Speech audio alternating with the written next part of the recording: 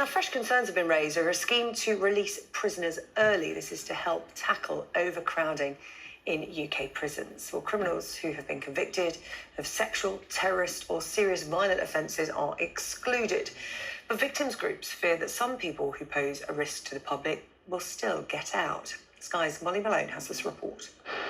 They are the buildings surrounded by cameras, but even they can't capture the capacity crisis inside the country's prisons.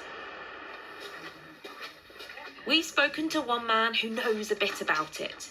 He was inside for 2.5 years, serving a sentence for GBH. Released just weeks ago, a month early, as part of the government's controversial early release scheme. But Chris, not his real name, paints a picture of chaos. They came to my cell door. They opened the door and said to me that I'm getting released. They let me go to reception. Next thing you know, someone come down, probably about 3 hours later, and said sorry, because it's an early release, there was a mix-up with the systems. It is a system under strain. Releases sped up in order to free up space. Do you feel like staff there had a grip of what was going on? No, not at all. It was all up in the air. Some members of the public will be concerned about some people that have gone to prison for some serious crimes are being let out early. I mean, do you understand their concerns? I understand them, but at the end of the day, everyone deserves a second chance. But others are worried. A letter from domestic abuse charities to the Justice Secretary, shared with Sky News, expresses serious concerns about the scheme, asking the government to exempt domestic abuse perpetrators.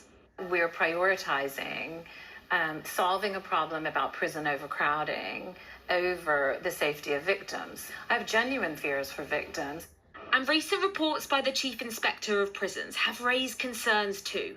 In one case, a prisoner released early despite having a history of domestic abuse and being deemed a risk to children.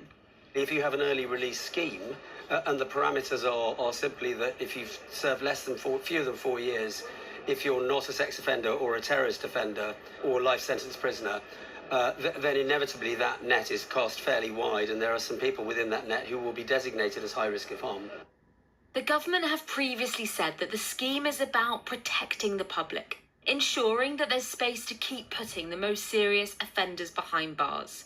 They've said there are strict eligibility criteria for releasing people, that the prison service retains discretion to prevent release, and that all those released will still be subject to probation supervision and stringent licence conditions. The situation in our prisons is serious. They are overcrowded and under pressure. Emergency measures to change long-term problems. But will they be enough to turn the tide? Molly Malone, Sky News. And now, the General Secretary of the Prison Officers Association, Steve Gillan, is with me now. Steve, we cover this story a lot here on the UK Tonight. The prison system in crisis. Now, the Prison Governors Association today said that prisons will be full by July the 4th. They've given a definite date. Does that sound about right to you? Well, that's a bit apt. That's General Election Day, isn't it? So no matter what happens on General Election Day, one party or the other are going to inherit this crisis, and they're going to have to make real decisions because we're at breaking point. Not just prisons, the whole criminal justice system. OK. There's a big problem. Whoever's going to be in government next, that problem is still going to be there, whether it's still there for the same government or the new government inherits it. What are the solutions? This early release scheme is the one that we talk about so much. Is this part of the solution? Because there's real concerns over it. The early release scheme isn't a solution. That's like sticking a little plaster over a gaping wound.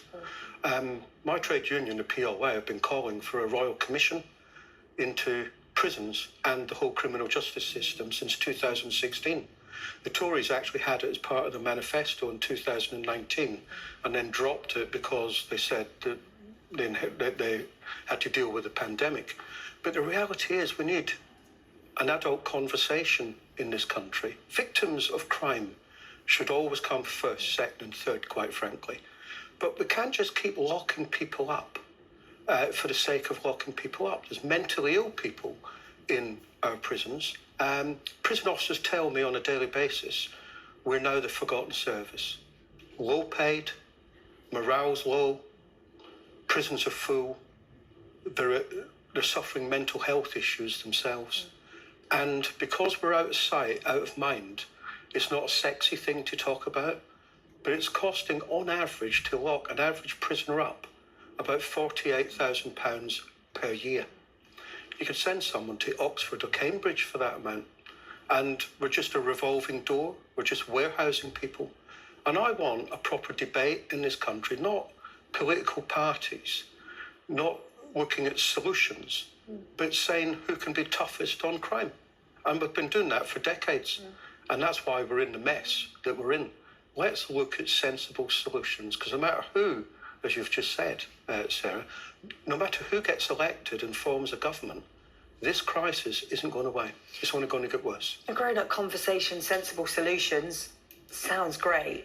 But what are those sensible solutions? I mean, obviously you talk there about people ending up in prison because they have mental health issues, they commit crimes, they go into prison because there's nowhere else for them to go. Yes. We talk at length on this programme about, you know, the lack of mental health care in this country.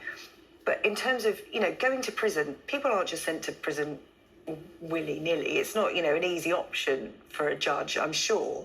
But what other options are there for criminals? Well, look, this crisis hasn't just happened. It's happened over a period of time because of failed political policies. So the reality is, if you take the backlog of court cases, you can't shut 50% of magistrates' courts and expect the system to flow. So, for example, you get 16,000 remand prisoners. That's clogging up the system. So the reality is we've got to find solutions. And I agree with you. People get chance after chance before magistrates or judges will actually put someone in prison. But short-term sentences, is that the answer? Because I clearly don't think it is. What we've got to do is bring the British public along with us and actually say, let's have cohesive policies, let's have community sentencing that the general public have got confidence in. Because are we saying that in Britain that we've got a worse society than anywhere else in Europe? I don't think so.